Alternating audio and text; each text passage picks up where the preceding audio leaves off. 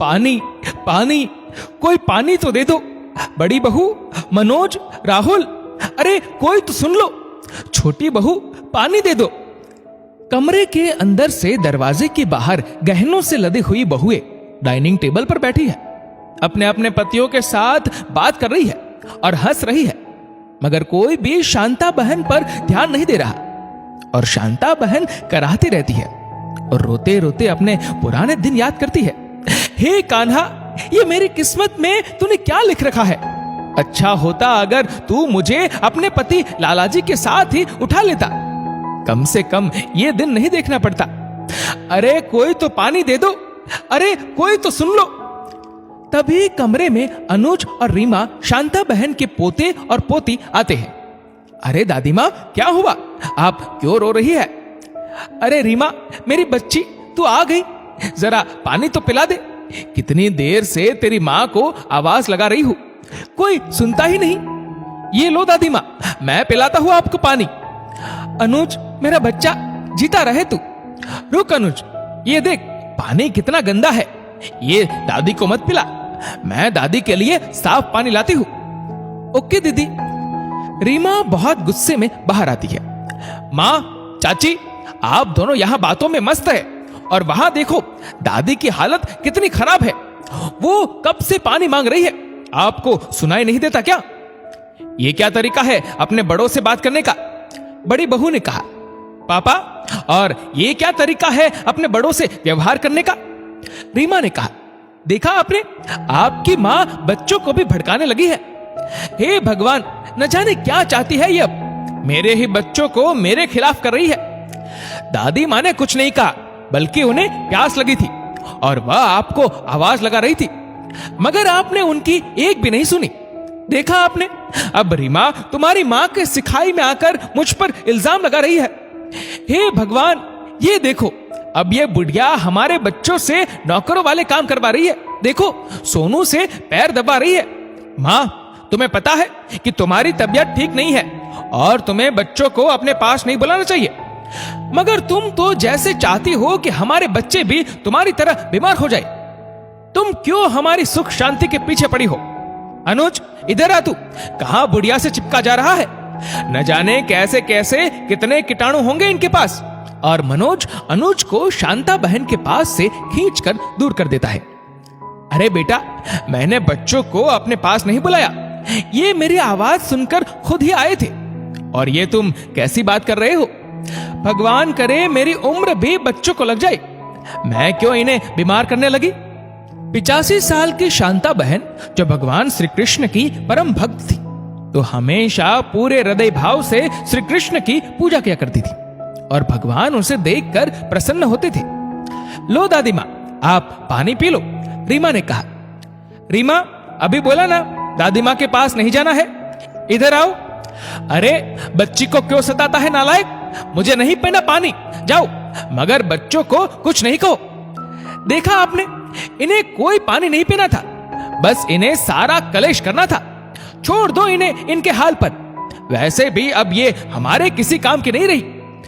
सुबह dining table पर सब नाश्ता कर रहे होते हैं और अंदर से शांता बहन के कराहने की आवाज आ रही होती है कि तभी दरवाजे पर एकता आती है, जिसकी उम्र 28 साल है। नमस्ते भैया जी।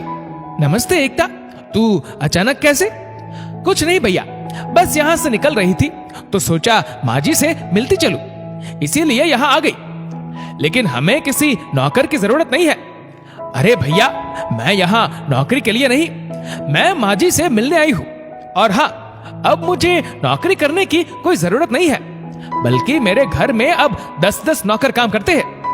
हाँ ठीक है, जा, कमरे में है, मिल ले और जा यहां से, हो सके तो बुढ़िया को भी ले जा। एकता अपना बैग दरवाजे पर छोड़कर शांता बहन से मिलने अंदर जाती है। एकता लाला सूरजमल और शांता बहन की नौकरानी थी, जो कि बचपन से ही शांता बहन और लाला जी की सेवा करती थी। लेकिन 1 साल पहले उसकी मां की तबीयत खराब होने की वजह से उसने काम छोड़ दिया था और बाद में उसकी शादी एक बहुत अमीर लड़के से हो गई और इसलिए वह वापस शांता बहन का हाल समाचार लेने आई थी। माँ जी, ये क्या हालत हो गई है आपकी? ए भगवान, ये क्या से क्या हो गया? एकता, मेरी बच्ची, तू कैसी है? तू क्या गई? मेरा ये हाल कर दिया इन लोगों ने। माँ जी, मगर ये सब कैसे हुआ? बेटा, तेरे जाने के बाद इन लोगों की नजर मेरी दौलत पर थी कि इन्होंने शुरुआत में मेरी बहुत सेवा का नाटक किया और बहला फुसला कर सारी जायदाद अपने नाम करवा ली। और उसके बाद समझ गई माँ जी, मैं सब समझ गई। चलिए, आप मेरे साथ चलिए, आप मेरे साथ रहेगी। लेकिन बेटा, तू मेरा खर्चा कैसे उठा पाएगी? अरे नहीं माँ जी, खर्चे की चिंता आप मत करो। एकता शांता बहन को अपने कंधे के सहारे बाहर लाती है और कहती है, बड़ी भाभी, लो, जैसा आप चाहती थी मैं माँ जी को अपने साथ ले जा रही हूं। हाँ हाँ, ले जा, लेकिन लेकर कहां जाएगी? तेरे पास घर भी है क्या? क्यों भूल गई भाभी? लाला जी ने जो मुझे 1 एकड़ जमीन दी थी, मैंने वहीं पर अपना घर बना लिया है। चलिए माँ जी। एकता इतना कहकर शांता बहन को अपने साथ लेकर जाती है और बाकी सब उसे हैरानी से देखते रहते हैं। चलो, अच्छा ही हुआ कि वह नौकरानी एकता आई और उस बुढ़िया को अपने साथ ले गई। अब भला टली। ठीक कहती हो, अब जरा 1 कप चाय तो पिला दो। मैं लाती हूं भाई साहब। इतने में मनोज भागता हुआ अंदर आता है और हाफते हुए बोलता है, आप सब यहां चाय पीते रहो और वहां वह एकता सब ले जाएगी। अरे भाई, इतना क्यों पागल हो रहे हो? भैया, पता है पूरे शहर में हल्ला है, बस आपको ही नहीं पता। अरे क्या हुआ, बोलो तो सही। भैया, जो जमीन पापा ने एकता को दी थी ना, उसमें से खजाना निकला है, इसीलिए एकता इतनी अमीर हुई। क्या बात करते हो मनोज? अभी अभी खुद देख कर आ रहा हूं। और भैया, उस एकता ने पूरे जमीन पर मजदूर लगवा रखे हैं खुदाई के लिए। अरे, इसका मतलब हमारे पिताजी की दौलत पर वह नौकरानी राज कर रही है। उस पर तो हमारा हक है। आप कुछ कीजिए। मैंने तो यह भी सुना है कि पिताजी हर साल एक हिस्सा सोना चांदी कहीं गड़वा देते थे। कहीं ये वही तो जमीन नहीं है? और वो सब जल्दी जल्दी एकता के घर जाने लगते हैं और जैसे ही वह एकता के घर पहुंचते हैं तो देखते हैं कि कुछ मजदूर बड़े संदूक मिट्टी से सने हुए घर के अंदर ले जा रहे हैं। ये देखकर चारों के मन में लालच आ जाता है और वह एकता को आवाज लगाते हैं, एकता, बाहर निकल, ये हमारे पिताजी की दौलत है, तू ऐसे नहीं ले सकती। अरे भैया, आप सब आइए, घर में चलिए। नहीं, हम अंदर नहीं आएंगे और तुझे इस घर से बाहर निकालने आए हैं। ये हमारे पिताजी की जमीन है और इस पर मिलने वाले हर खजाने पर हमारा अधिकार है। तू निकल यहां से। अच्छा, तो आपको खजाने का पता चल गया, मगर मैं यहां से नहीं जाऊंगी। ये जमीन लालाजी ने खुद मेरे नाम की थी। और एकता अंदर से कागज लेकर आई, जिसे देखकर राहुल के होश उड़ गए और उसे लगा कि यह खजाना उसके हाथ से निकल जाएगा और वह उसे बहलाने लगा। अरे एकता बहन, कागज तो तेरे ही नाम है, लेकिन तू इतनी दौलत का करेगी क्या? तू बोल, तुझे क्या चाहिए? मगर ये जायदाद तो हमारे नाम कर दे। नहीं भैया, ये लालाजी ने मुझे दी है, मैं इसे किसी को नहीं दूंगी। अरे एकता, मेरी बहन, देख, ये बाबूजी की आखिरी निशानी है, इसीलिए हम इसके लिए इतना बोल रहे हैं। नहीं भाभी, अगर आप अपनी आधी जायदाद भी मेरे नाम लिख दोगे तो भी नहीं दूंगी। पर आधी क्यों, तू हमारी पूरी जायदाद ले लेना। क्यों भैया? हाँ हाँ, क्यों नहीं, आखिर ये बाबूजी की आखिरी निशानी है, इसके लिए तो हम कुछ भी दे सकते हैं। लेकिन आपकी सारी जायदाद लूंगी, मगर वह भी इस जमीन के अंदर गड़े खजाने से कम ही होगी। पता है, लाला जी हर साल 10 संदूक सोना चांदी भरकर इस जमीन में गड़वाते थे। अरे बिल्कुल, जा मनोज, अभी जा और कागज बनवा के ले आ।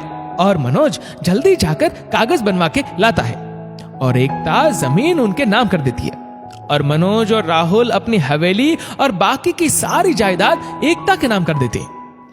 1 महीने के बाद एकता शांता बहन के पास अपने आलीशान घर में बैठी है और अचानक रीमा और अनुज अपने माँ बाप के साथ फटी हाल वहां आते हैं और मनोज और राहुल शांता बहन के पैरों में गिर जाते हैं और कहते हैं, हमें माफ कर दो, हमें हमारी गलती का एहसास हो गया है माँ, और हमें सबक सिखाने के लिए ही एकता ने धोखे से हमें वह जमीन बेच दी।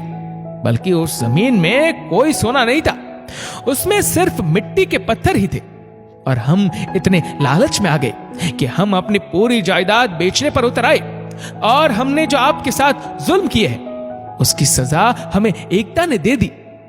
शांता बहन ने कहा कि मैं भगवान श्री कृष्ण की परम भक्त हूं, और भगवान श्री कृष्ण कहते हैं कि जो इंसान जैसा कर्म करता है उस इंसान को उसका फल भुगतना ही पड़ता है। जैसे कि तुम लोगों ने मेरे साथ रहकर मेरे साथ छल किया और मेरी सारी जायदाद अपने नाम कर ली, और यहां तक कि तुम लोगों ने मुझे भला बुरा कहा और मेरे साथ जुल्म किए।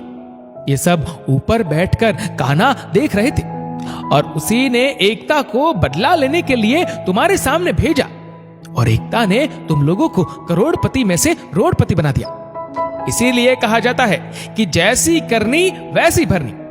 अच्छा कर्म करते रहे, क्योंकि जो इंसान अच्छे कर्म करता है उस इंसान के अंदर भगवान श्री कृष्ण का वास होता है।